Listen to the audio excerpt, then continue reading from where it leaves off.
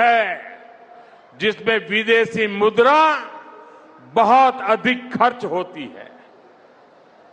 एक जमाना था जब संकट आता था, कोई युद्ध होता था, तो लोग देश हित में सोना दान दे देते थे।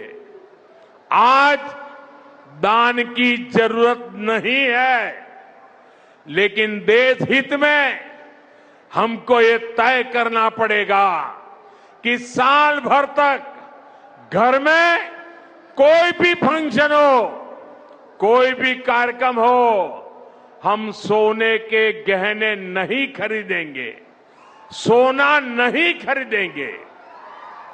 विदेशी मुद्रा बचाने के लिए हमारी देशभक्ति हमें चुनौती दे रही है और हमें